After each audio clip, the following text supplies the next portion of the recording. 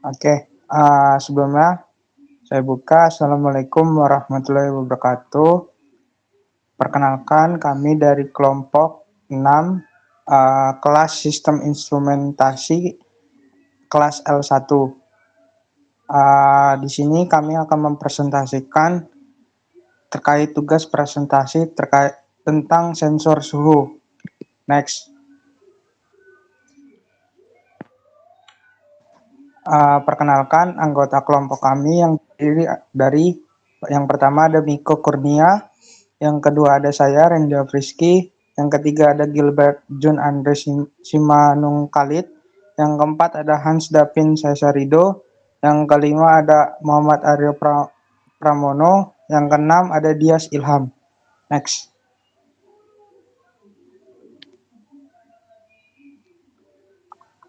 Untuk materinya akan dibacakan oleh rekan saya.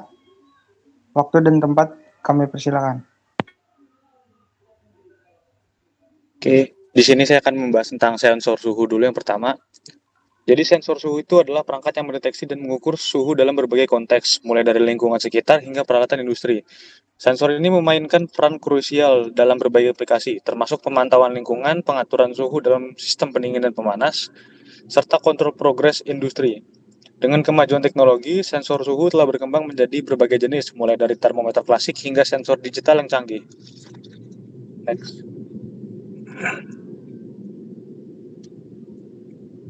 Jadi di sini ada 4 jenis sensor suhu.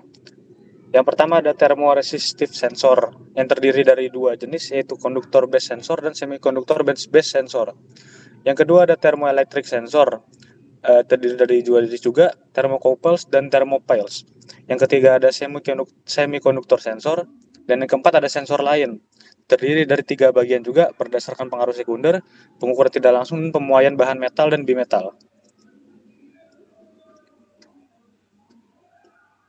Next. Yang pertama, thermoresistive sensor. Konduktor base sensor atau sensor berbasis konduktor ini merupakan salah satu jenis sensor suhu yang menggunakan konduktor sebagai elemen penginderan utamanya. Ketika suhu meningkat, resistansi konduktor juga meningkat, dan ketika suhu menurun, resistansi konduktor menurun juga. Sensor ini biasanya menggunakan bahan seperti platina, PT100 atau PT1000, atau termistor, NTC dan PTC sebagai konduktor utama. Elemen penginderan ini dihubungkan ke sirkuit dan perubahan resistansinya diukur menggunakan teknik khusus seperti jembatan Wheatstone PT100 atau pengukuran termistor secara langsung.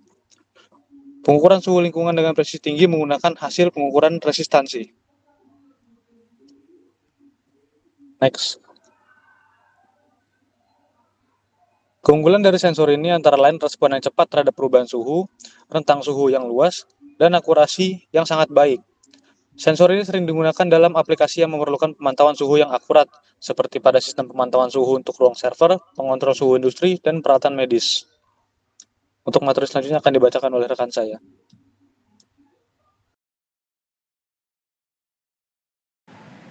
Baik, selanjutnya saya akan membahas tentang semiconductor based sensor. Semikonduktor pada umumnya digunakan untuk mendeteksi berbagai jenis partikel bermuatan dan foton. Sifat kristalin menjadi ciri semikonduktor karena simetri Kishi merupakan dasar perilakunya.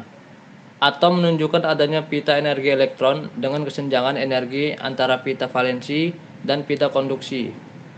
Pengotor dapat dimasukkan atau doping dengan atom donor tipe N atau atom akseptor tipe P yang terletak di dekatnya dalam tabel periodik, yang masing-masing memiliki kelebihan elektron dan lubang bergerak. Dopan memberikan tingkat doping dangkal yang terionisasi pada sekitar 300 K. Dasar dari sebagian besar sensor semikonduktor adalah dioda PN dan kapasitor MOS. Next.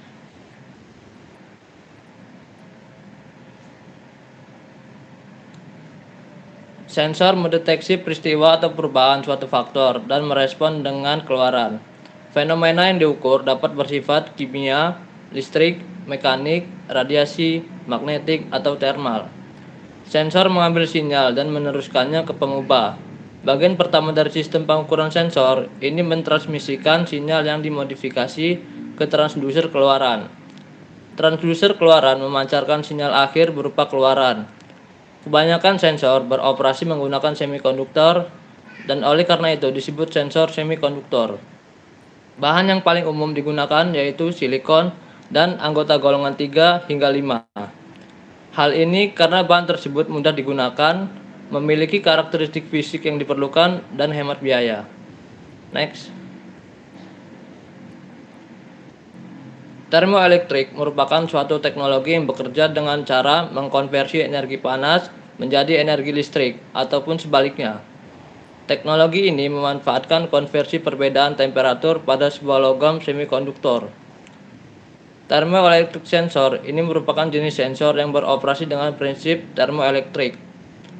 Sensor ini mengukur suhu dengan mendeteksi perubahan tegangan atau arus yang dihasilkan oleh efek Seebeck saat terjadi perbedaan suhu antara dua ujung sensor.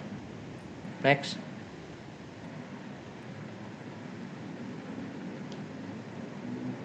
Oke, selanjutnya akan dibacakan oleh rekan saya.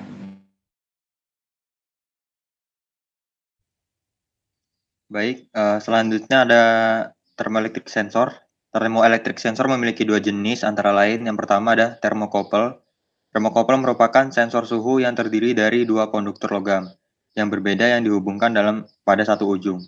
Logam tersebut apabila diberi suhu atau temperatur secara gradien akan menghasilkan tegangan listrik yang gradien pula. Kemudian yang kedua ada thermopiles, merupakan perangkat elektronik yang terdiri atas beberapa pasang elemen semikonduktor atau termoelemen yang terhubung secara seri maupun paralel. Perangkat ini dipergunakan untuk menghasilkan tegangan atau arus listrik yang lebih besar. Next. Namanya semikonduktor sensor adalah perangkat elektronik yang menggunakan sifat-sifat bahan semikonduktor untuk mendeteksi dan mengukur perubahan lingkungan fisik atau kimia. Sensor ini mengubah besaran fisik atau kimia yang diukur menjadi sinyal listrik yang diproses dan dianalisis. Bahan semikonduktor yang umum dipergunakan adalah silikon, germanium, dan gallium arsenide. Bahan-bahan ini memiliki konduktivitas listrik yang lebih tinggi daripada isolator, tetapi lebih rendah daripada konduktor. Konduktivitas listriknya dapat diubah dengan cara doping, yaitu menambahkan atom pengotor ke dalam struktur kristal semikonduktor. Next, selanjutnya dijelaskan oleh kawan saya. Baik, untuk semikonduktor sensor itu terdiri dari merupakan cara kerjanya dari semikonduktor sensor itu pada umumnya yaitu mengubah sifat konduktivitas listrik bahan semikonduktor ketika terkena perubahan lingkungan. Contohnya itu seperti perubahan dari cahaya, yang dimana dari cahaya itu terdiri dari intensitas cahaya, warna cahaya, kemudian ada tekanan. Tekanan itu dari tekanan mekanis dan tekanan udara. Perubahan selanjutnya yaitu ada dari suhu, yaitu antara panas dan dingin. Kemudian ada gas. Gas itu konsentrasi gas tertentu seperti karbon oksida atau karbon monoksida. Yang terakhir itu ada perubahan kelembapan, yaitu dari kadar air di udara. Untuk semikonduktor sensor itu memiliki next.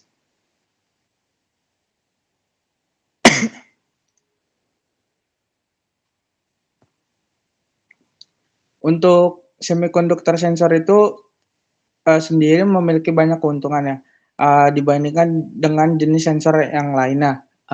Seperti dari keunggulannya itu ada sensitivitas yang tinggi, yang dimana dapat mendeteksi perubahan lingkungan yang sangat kecil. Yang kedua itu ada ukurannya yang sangat kecil, yang dimana sangat mudah dipasang di berbagai perangkat elektronik dan sebagainya. Yang ketiga itu konsumsi daya yang rendah. Jadi di sini semikonduktor itu memakan daya yang dipakai itu sangat kecil, bisa menghemat energi. Yang keempat itu harganya, ya, yang dimana harganya sangat relatif murah. Terus yang kelima itu ada ketahanannya, karena dari semikonduktor ini sendiri itu tahan lama. Terus juga dapat digunakan dalam kondisi yang sangat keras. Next. Untuk selanjutnya akan dibacakan oleh rekan saya.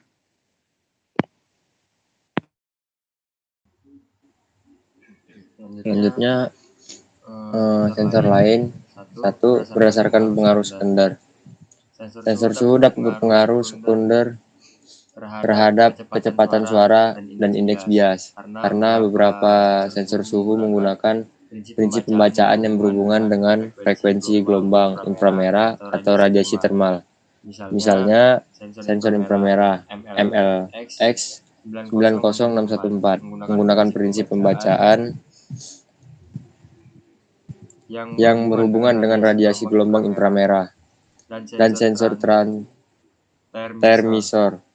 termistor menggunakan prinsip pembacaan yang berhubungan dengan tekanan yang berubah dengan temperatur. Namun pengaruh sekunder ini tidak langsung berpengaruh terhadap kesadaran suhu sensor, karena pengukuran suhu terutama tergantung pada temperatur objek yang diukur.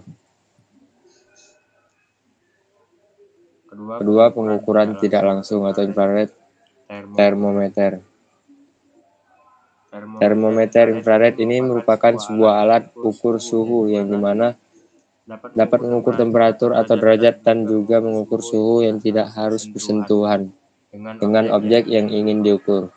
Fungsi infrared yaitu satu, mengukur suhu benda yang bergerak. Yang kedua, suhu yang terlalu tinggi dan sulit untuk didekati maupun disentuh. Ketiga, memeriksa suhu pada barang elektronika yang sifatnya sebagai pemanas. Kekurangan infrared thermometer yaitu satu, akurasi. Alat ini memiliki akurasi yang cukup bervariasi tergantung dari kualitas alat serta kondisi pengukuran. Kedua, pengaruh lingkungan. Banyak faktor yang dapat mempengaruhi seperti angin, debu, serta kelembaban, dan faktor tersebut dapat mempengaruhi pembacaan dari infrared thermometer.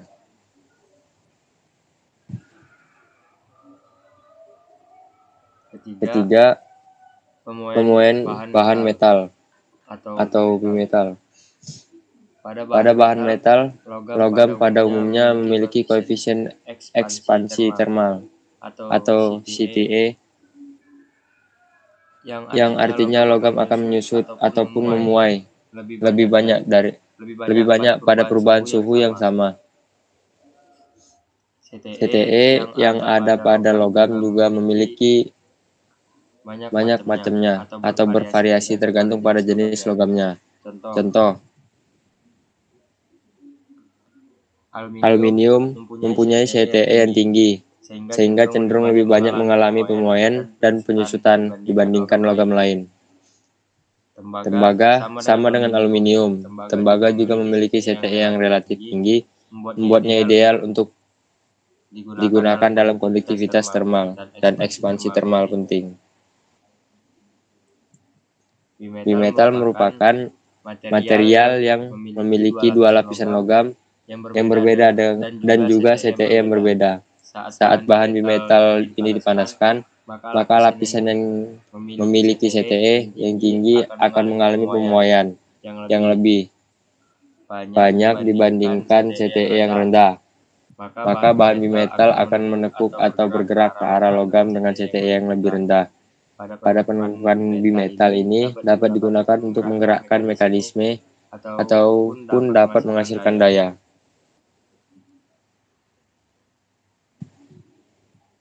Oke, selanjutnya akan dijelaskan oleh rekan saya. Baiklah, untuk contoh bahan bimetal antara lain termostat.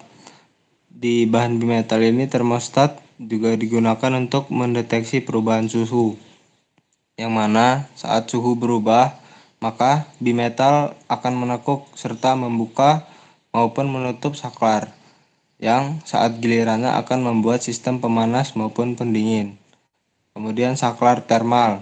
Bimetal berperan pada saklar termal ini yang dimanfaatkan untuk melindungi peralatan elektronik dari kerusakan akibat panas yang berlebih. Sekian, saya kembalikan ke moderator. Baik, sekian presentasi dari kelompok 6. Terima kasih. Apabila ada salah kata, kami mohon maaf. Saya tutup. Terima kasih. Wassalamualaikum warahmatullahi wabarakatuh.